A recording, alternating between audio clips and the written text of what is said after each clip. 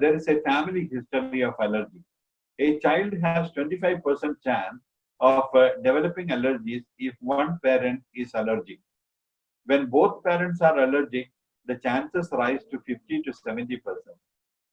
Exposure to sensitivity factors by contact, like wood, soap, oils, cosmetic, rubber, feathers, etc. By inhalation, that is by pollen, dust, etc. The common inhalants that induce eczema as well as asthma and nasal allergy are house dust on floor, on chairs and beds and mattresses, etc. Wool, feathers, seasonal allergies like pollens of some trees or some plants which is growing nearby, especially this Bangalore and in our area, this Parthenium. When it flowers, many people they get asthmatic attack. Dyes, various types of dyes and synthetic materials, some varnish or polish, paint smell on garments and animal dust, and mites from pets. These are all causes of allergy. By ingestion of food, by milk products, many children are allergic towards milk. That is, lactose intolerance will be there, milk allergies will be there. So that has to be taken into account. Now, how to diagnose? Diagnosis of allergic disorder is often difficult because of the problems involved in a specific clinical disorder may vary. Many tests are being done to identify the allergen. A few allergens have been identified, and those can be tested in a specialized allergy clinic. Skin testing can be done, heme agglutination test, lymphocytic transformation test, immunoglobulin test, provocative test, etc. may be useful to identify the allergen which causes the problem. And how to manage this condition. Preventive measures. These include avoiding the offending allergen if this can be identified. Many factors which may aggravate basic allergic disorder, example, a cold weather or a smoky atmosphere may precipitate an attack of asthma, and by careful attention, these can be prevented. Then desensitization, specific anti-allergic inoculation or vaccination can be done. Specific desensitization is attempted wherever avoidance of specific allergen is not practicable. The usefulness of this is limited and is helpful only in atopic or very skin problem and allergic from insects. Drugs. In allopathy, they use adrenaline, antihistamine, aminophylline, and corticosteroids are some of the drugs which are effective in the treatment of allergic disorders. Now, a most important part in this allergic treatment is educating the child as well as their parents. Parental education should aim not only to elucidate the nature of the allergic state, but also to emphasize the importance of prophylaxis against exposure to allergen.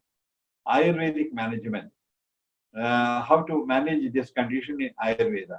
It is individualistic, as everyone knows, because of the individual prakriti is different for each person. A general line of treatment may be planned and implemented. By identifying the doshas and doshyas involved in a particular condition, we can proceed on the Shastrokta procedures, Panchakarma procedures starting from Sneha Sveda followed by Shodhana Karmas may be planned according to the age and condition of the patient. General medicines which are useful in allergic conditions are Haridra Gandham, that is according to the age can be given either mixed with honey or hot water. Agastya Rasayana in appropriate doses can be given in conditions of respiratory problems, and Shida Jurari Kashayam can be given in appropriate doses where the skin allergies, etc. are there. Padola Kadurunyadi Kashayam also can be given in such condition. Then Chirishadhyarishtam, Gadirarishtam, Aragudarishtam may be useful in skin condition. Then what you cure all medicine or a general medicine can be given in such condition is Vilwadi Gudiga can be added according to the condition. Oils like Eladi coconut oil, Nalpamradi coconut oil, Panchavalkadi Kodambu, Temberithyadi Keram, etc. can be used in skin condition. Then Rajanya Churna as a general remedy, it can be given, and Eladi Churna for external application will be useful. Then acute infectious. Now, after the allergy, let us consider a few acute infectious diseases. Infectious diseases occupy an important place in pediatric illness and pose problems in diagnosis and management because children are more prone to get infections always because when they go to the school from the classroom and while playing with other children and because they are very close to and intimate to members of the family, they are prone to get acute infectious diseases. In this, the most important is fevers or pyrexia of undetermined origin. This is defined as fever over 38 degrees centigrade and 104 degrees Fahrenheit and lasting for more than 2 or 3 weeks duration. This is one of the common clinical problems in the tropics and subtropics. Diagnosis involves a thorough history taking and a well-conducted physical examination. Supported by appropriate laboratory tests. It is important to remember that most of the pyrexia or fever of unknown origin may be due to common illnesses with the typical manifestations rather than rare diseases. Then gram-negative septicemia. This is the main one of the main reasons of hyperpyrexia. This has come into prominence, especially in hospitals. This may occur with the children suffering from urinary tract infection, prolonged intravenous infusion therapy, resulting in thrombophlebitis, the inflammation of the blood vessels, tracheostomy, and malignant diseases which produce profound leukopenia like blood cancer. The clinical signs of the child may appear pale, refuse to take food, and may progress to a serious condition and result in the death of the patient. An anaerobic infection. Many anaerobic infections also pose problem for in the pediatric age group. Mixed infections often occur due to anaerobes. These organisms are resistant to antibiotics like penicillin and respond to chloramphenicol. Brain abscess, subphrenic abscess, empyema, thrombophlebitis of brain may be produced by anaerobic organisms and they may produce endocarditis also. Viral infections. Nowadays, it is very common. Some of the viral infections present with a clear-cut profile.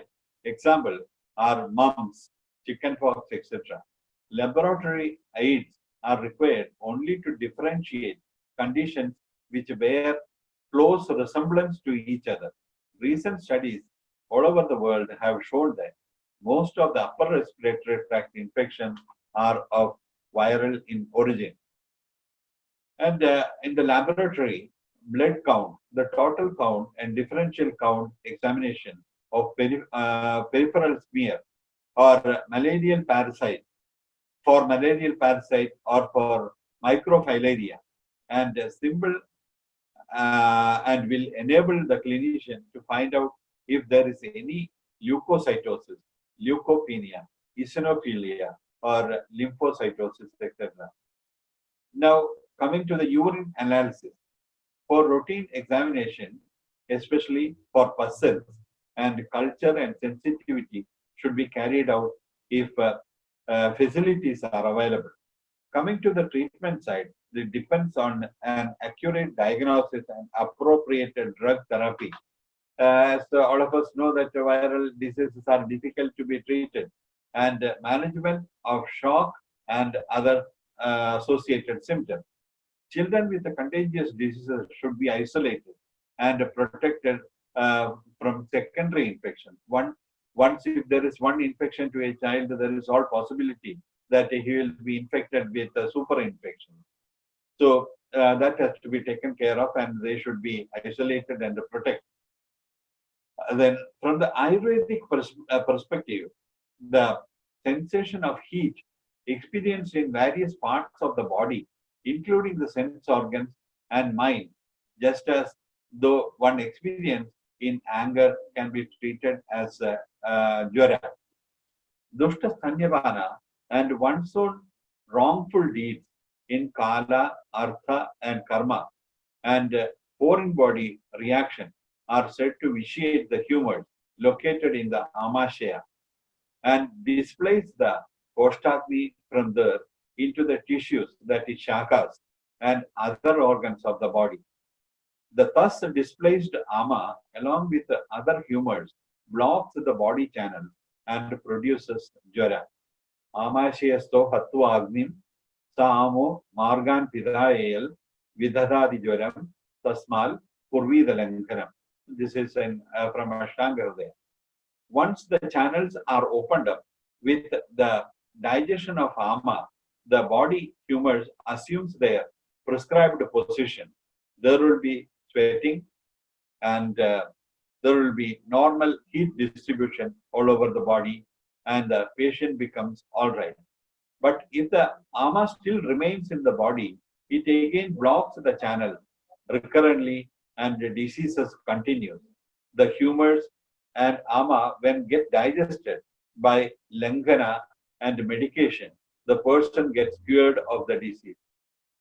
In pediatric practice, various factors like dentition or allergen, septicemia, and different types of infections like urinary tract infection, respiratory infection, digestive problems are important causes of fever. Graharogas mentioned in our text are mostly bacterial or viral infection, and for that matter, any systemic disease produce fever in children. The Purvarubas or prodromal symptoms of the beginning of jwara are mostly discoloration of the body, tiredness, dull feeling, yawning, burning sensation in the eyes, aversion towards food, and headache, body pain, joint pain, malaise, etc. Fever can be due to various causative factors like bacteria, viruses, fungus, or cancer. Many diseases show up with an initial symptom of fever.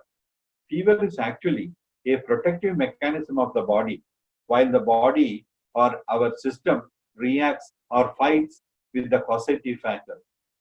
If the fever is not controlled properly, often identifying the reason, sometimes it may increase to such a level to cause convulsions, deliriums, or coma. When the fever affects the respiratory system, the symptoms are running nose, enlargement of the tonsil gland, ear inflammation, pneumonitis, cough, difficulty in breathing, etc. When it affects the lymph gland, there will be swelling of the tonsil gland, parotid gland, which can be diagnosed by examining the mouth and the throat and the nose. In this condition, gargling with salt water, application of tankanachara with madhu on the inflamed gland, and kashayams like the Sumula Katatraya, Amrutotharam, along with the Kaishwara Gurgulu pill, Gorochanadi pill, Vettumaran pill will help. If the infection is in the ear, there will be inflammation and redness, and there can be discharge of pus or blood from the ear. In ear infection, advice should be given not to wash the head till the infection is controlled, and the cleaning of the ear carefully with cotton buds, and after that, dhupana with guggulu is effective. Medicines like Kaishwaragugulu pill, Gorochanadi pill, and Karnapurana with Vachaleshunadi Tailam, Vajadi Tailam, or Chara Tailam will be of use. Ear wash with the water boiled with the Truphala, Yashti Madhu, Shiri Vriksha, etc. are also useful. Ear has to be kept dry and cotton buds can be placed for protection. Urinary tract infection is another cause for fever in children. The nature of the fever will be mild fever with the shivering and it will be intermittent.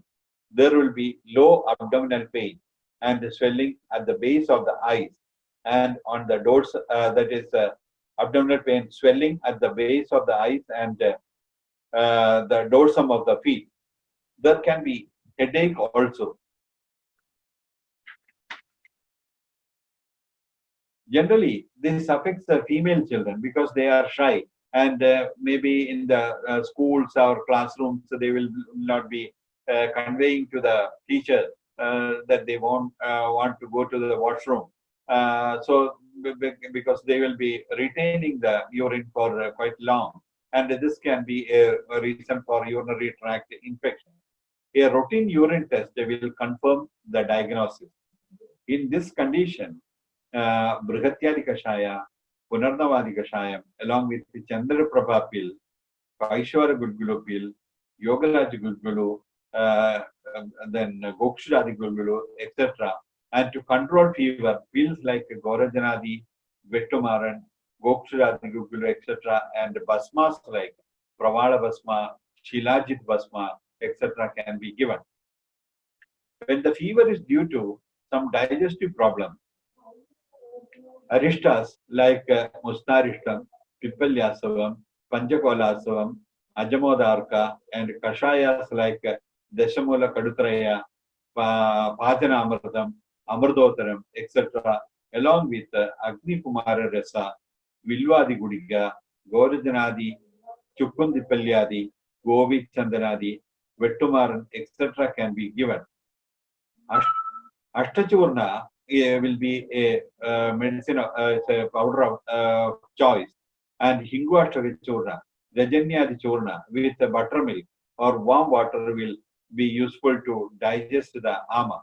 If vomiting is there, Gulardraga, Vilvadileha, and Madhivala Rasayana, etc., can be given. Jara has 4 stages. As you know, that is the Amajara, that is the initial stages. The fever is high with all symptoms of Amatva and Kapha aggravation. The fever increases gradually. And the second stage is the Pachimana, that is when the doshas are under the process of digestion. Or Amapajana happen. There is continuous high fever with a delirium. The patient talks without connection and sometimes complains about vertigo. In this stage, the patient often passes stools also. And next comes after the Amapajana, the Pakwa Jara. It becomes Pakwa Jara. The fever gradually reduces and the patient feels lightness in the body. Then after that, he becomes Mukta Jara. The patient feels all right and appetite comes back, thirst, appetite, and all other physiological functions will start working. Now, coming to the treatment, in all cases of fever, one should try to find out the dosha dushti and dushya and then plan a course of treatment. There is a saying that if the physician is competent to treat a jwara, he is a good physician. That is actually what you call that, a marker for a good physician, that if he knows how to treat jwara, he is a very good doctor. And fever itself is a big clinical problem, and the physician has to do the differential diagnosis carefully and provide the treatment. Fever is usually an accompaniment of some other disease like meningitis, TB, smallpox, chickenpox, enteric fever, etc. That is why most of the time when we suppress the fever, after some days it will come more vigorously, and with all its fury, it will be affecting the patient. Now let us consider some other serious diseases which affects the children. So regarding Jara, I should not emphasize or describe more because Jara is only an initial symptom of many of the systemic problems. Now, some other serious diseases which affects children, among that more dangerous condition is meningitis. Thus is Mastishka Avarana Shodha. Infection of the central nervous system are frequently encountered in pediatric practice. Meningitis in the first month of life is not uncommon and is present in a quarter of cases of septicemia. Wherever when the patient is suffering from septicemia, it can easily affect the meninges and it can go to meningitis. Premature infants are especially prone because of their susceptibility to infection and increased permeability of their blood-brain barrier. Now, it is easy for them cross the blood-brain barrier and to affect the brain. Infections of the maternal genital tract. These are the main causes for meningitis. Infections of the maternal genital tract, birth trauma, prolonged labor after rupture of membrane may all be predisposing factors. How to diagnose this condition? The diagnosis is apt to be missed because the clinical picture is typical with meager symptoms. In the initial stages, it is very difficult to diagnose many meningitis, such as fever. The symptoms are very mild, just like a mild fever, poor activity, feeding difficulties, gray appearance of the body, cyanosis, maybe the extremities will show more bluish color discoloration, or dyspnea, that is breathlessness, jaundice, vomiting, or fits. If it is more serious, the child will go to fits also. All non-specific findings, we cannot come to any conclusion or we cannot arrive at a decision that it is due to meningitis. Even the fullness of anterior fontanelle, when you feel the anterior fontanelle, is not always very apparent, that there will not be any bulge or elevation of the anterior fontanelle. Mothers are frequently the source of the infection. Sometimes inflamed umbilicus of the baby can be the source. Mortality is very high and serious neurological sequelae are common in the survivors. After the meningitis, there is a very high risk of the children. They go into common, the after effect will be more in children. Unless appropriate therapy is not instituted in the early stages. Escherichia coli are the most common organisms. For the causative organism is Escherichia coli, and the most common organisms are Streptococcus, Staphylococcus comes next. Diagnosis that is possible only in hospitals or high specialized centers. Lumbar puncture and examination of CSF, cerebrospinal fluid, are indicated in suspected cases. Blood culture and sensitivity can be tested. Then nitroblue tetrasodium, that is NBT test. Then CT and MRI of the case of neurologic, if there's a case of neurological problem, then CT and MRI has to be taken. Polymerase chain reaction, PCR test, and CSF to diagnose specificity of the organism. And so many complications can be produced by this meningeal infection. Encephalomyelitis, ventriculitis, internal hydrocephalus, mental retardation, spinal cord compression, subdural empyema or effusion, mental retardation, and cognitive impairment, epilepsy, neurological problems, cerebral palsy, all these are complications of meningitis. So it is highly necessary that a pediatrician should be thoroughly informed about this condition, and the patient should not be put to test to avoid unwanted criticism. And in Ayurveda, we cannot find a description of a clinical condition which is similar to this, which correlates with the signs and symptoms of meningitis. Probably some of the symptoms shown by Mesha Graha Badha may be correlated with some of the symptoms of meningococcal meningitis or tubercular or viral meningitis, which produces fever with neck rigidity and spine arched backwards. There are jerky, convulsive movements of limbs. The child may vomit and become unconscious.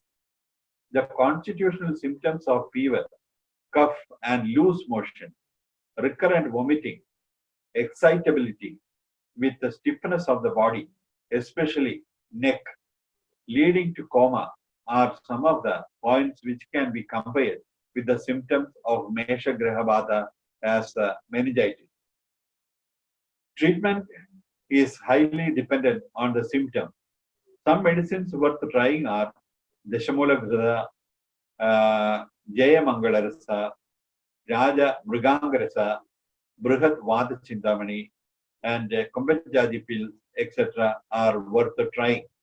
And we should not wait for too much of trial because the condition is very serious. That is regarding the infection of the meninges. Now coming to the upper respiratory tract infection. Acute bronchitis is a most important condition. Bronchitis, capillary bronchitis or interstitial pneumonia is a disease of the finer bronchioles and constitutes an emergency syndrome in pediatric practice. Usually there will be breathlessness and the child is brought to you in a very pathetic state. The disease is most common in cold months of the year and in infants, especially during the first 6 months. Acute bronchitis may result from a primary viral or a bronchial infection. Example, influenza. More often, acute bronchitis occurs secondary to infectious diseases like pertussis or measles, or some bacterial cause like congenital heart disease, and cause sinusitis, rickets, bronchial asthma may occur in the young initially as the bronchitis. Clinical picture. As a rule, constitutional disturbances are many. Cough is the most important symptom and may be dry, brassy, or harsh. Vomiting may occur from a violent bout of cough. Low-grade fever, chest pain, expectoration may all be present. Physical signs in the chest often reveal scattered rhonchi and rale over both intrascapular area, and audible wheeze may be heard in some cases. And a more serious condition after bronchitis, it may go to pneumonia. Pneumonia is common at all ages and occurs both in infants and older children. Clinical features, irrespective of the etiology,